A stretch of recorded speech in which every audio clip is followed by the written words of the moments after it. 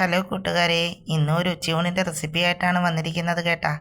ഇന്ന് നമുക്ക് മീൻ കിട്ടിയിട്ടുണ്ട്. വങ്കട മീനാണ് കിട്ടിയിരിക്കുന്നത്. നമ്മുടെ നാട്ടിൽ ഇതിന് വങ്കട എന്നാണ് പറയുന്നത് കേട്ടാ. വേറെ എന്തെങ്കിലും പേരുണ്ടോ എന്ന് എനിക്കറിയില്ല. മീനൊക്കെ വെട്ടി കഴുകി ഞാൻ വെള്ളത്തിലിട്ട് വെച്ചിട്ടുണ്ട്.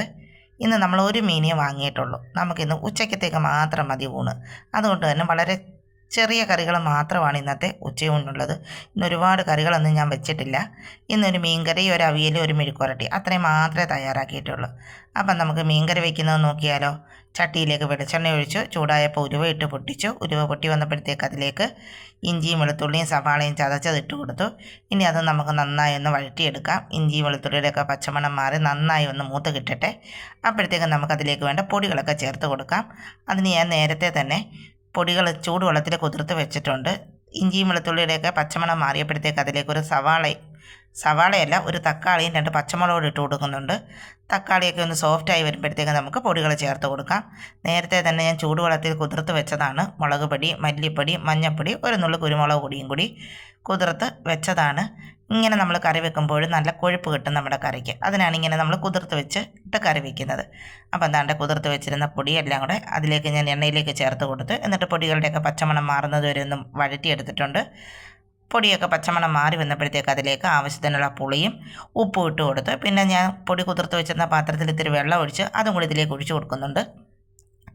ഇനി നന്നായി ഒന്ന് ഇളക്കി യോജിപ്പിച്ചതിന് ശേഷം നമുക്ക് ആവശ്യമുള്ള വെള്ളം കൂടി ഒഴിച്ചു കൊടുക്കാം. നമ്മുടെ കറിക്ക് എന്തോരം വെള്ളം വേണോ അതിനനുസരിച്ച് നമുക്ക് വെള്ളം ഒഴിച്ചു കൊടുക്കാം. ഞാൻ നേരത്തെ പറഞ്ഞു ഒരു വങ്കട മീൻ എൻ്റെ കയ്യിലുള്ളൂ, പക്ഷേ വലിയൊരു വങ്കടയായിരുന്നു കേട്ടോ. അതിനുള്ള വെള്ളം ഞാൻ ഒഴിച്ചു കൊടുക്കുന്നുണ്ട്. ദാണ്ട കറിയൊക്കെ ഒന്ന് വെട്ടി തിളച്ച് വന്നിട്ടുണ്ട്. ഇനി നമുക്കതിലേക്ക് മീനുകൾ ഇട്ട് കൊടുക്കാം. മീനൊക്കെ ഇട്ട് നന്നായി ഒന്ന് വെട്ടി തിളച്ചതിന് ശേഷം നമുക്ക് ചെറുതീയിലേക്ക് മാറ്റി ഇനി ചെറുതീയിൽ നമുക്ക് വേവിച്ചെടുക്കാം നമ്മുടെ മീൻ. കറിയൊക്കെ നന്നായി വെട്ടി തിളച്ചിട്ടുണ്ട്. ഞാൻ കുറച്ച് കറിവേപ്പിലയും കൂടെ കറിയിലേക്ക് ഇട്ട് കൊടുത്തിട്ടുണ്ടായിരുന്നു. ഇനി ചെറുതീയിലേക്ക് മാറ്റി നമുക്ക് അടച്ചു വെച്ച് ഇനി മീൻകറി വറ്റിച്ചെടുക്കാം. നന്നായി വറ്റി കിട്ടണം. ഒരുപാട് ഗ്രേവിയൊന്നും ഞങ്ങൾക്ക് വേണ്ട. ഇന്ന് നമ്മൾ ഉച്ചയ്ക്ക് മാത്രമേ വീട്ടിലുള്ളൂ, വൈകുന്നേരത്ത് നമ്മൾ വീട്ടിലില്ല. അതുകൊണ്ട് തന്നെ നമുക്ക് ഒരുപാട് കറികളുടെ ആവശ്യമില്ലാത്തതുകൊണ്ട് ഞാൻ കുറച്ച് കറിയേ വെക്കുന്നുള്ളൂ. കറിയൊക്കെ നന്നായി വെട്ടി തിളച്ച് കുറുകി വന്നിട്ടുണ്ട്. ഇനി ഞാൻ ഇത്തിരി വറവുകൂടി ഇന്നത്തെ കറിക്ക് ഇട്ട് കൊടുക്കുന്നുണ്ട്. സാധാരണ അങ്ങനെ ഇട്ട് കൊടുക്കാറില്ല. ഇന്ന് ഞാൻ ഇത്തിരി വറവ് ഇട്ട് കൊടുത്തിട്ടുണ്ട്. വെളിച്ചെണ്ണയിൽ കടുക് പൊട്ടിച്ച് ചെറിയ ഉള്ളിയും കറിവേപ്പിലയൊക്കെ ഒന്ന് മൂപ്പിച്ച് അതിലേക്ക് ഇട്ട് കൊടുത്തിട്ടുണ്ട്. കൂട്ടത്തിൽ ഇത്തിരി മുളക് പൊടിയും കൂടി ഇട്ട് കൊടുത്താൽ സൂപ്പറാണ് കേട്ടോ. നമ്മുടെ കറിക്ക് നല്ല കളർ കിട്ടും. സൂപ്പർ ടേസ്റ്റിയായി നമ്മുടെ വങ്കട മീൻ കറി ഇവിടെ റെഡി ആയിട്ടുണ്ട്. ഇനി ഒരു കുഞ്ഞൊരു അവിയലൂടെ വയ്ക്കാമെന്ന് കരുതി. പച്ചക്കറിയൊന്നും അങ്ങനെ വാങ്ങിയിട്ടില്ല.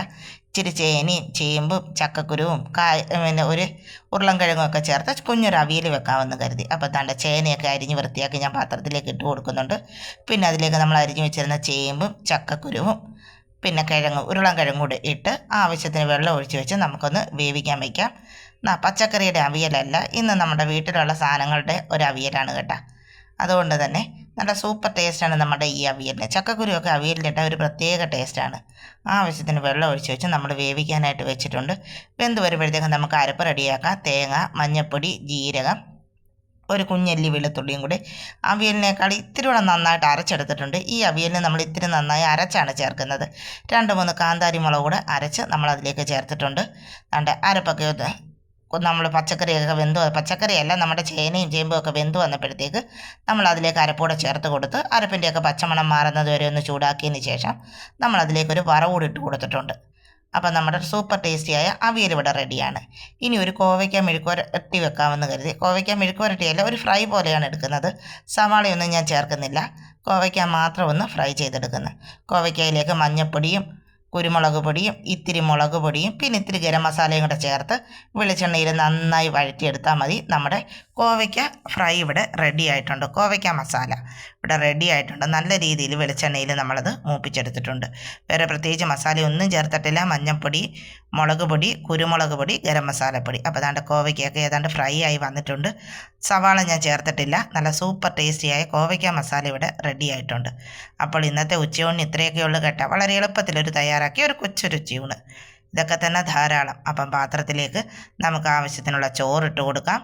പിന്നെ നമ്മൾ നേരത്തെ തന്നെ വെച്ചിരുന്ന കോവയ്ക്ക ഫ്രൈ ആണ് വെച്ച് കൊടുക്കുന്നത്. പിന്നെ നമ്മൾ ചേനയും ചേമ്പും കിഴങ്ങുമൊക്കെ ചേർത്ത് ചക്കക്കുരുവൊക്കെ ചേർത്ത് വെച്ച് നമ്മുടെ അവിയലൂടെ അതിലേക്ക് വെച്ച് കൊടുക്കാം. ചില നാട്ടിലൊക്കെ ഇതിന് അസ്ത്രം എന്നൊക്കെ പറയും കേട്ടോ. നമ്മളിത് അവിയലെന്ന് പറഞ്ഞതേ ഉള്ളൂ. അതും ഇത് അസ്ത്രം വെള്ളം പോലെ അല്ല ഞാൻ വെച്ചിരിക്കുന്നത്, കുറുക്കിയാണ് ഞാൻ വെച്ചിരിക്കുന്നത്. അതും വെച്ച് കൊടുത്തു. പിന്നെ നമ്മളൊരു കഷ്ണം മീനും ഇത്തിരി ഗ്രേവിയും കൂടെ വെച്ച് കൊടുത്താൽ നമ്മുടെ ഇന്നത്തെ ഉച്ചയൂണിൻ്റെ കറികളെല്ലാം റെഡിയാണ്. അപ്പോൾ സൂപ്പർ ടേസ്റ്റിയായി നമ്മുടെ ഉച്ചയൂണ് കഴിക്കാൻ എല്ലാവരും വന്നോളൂ.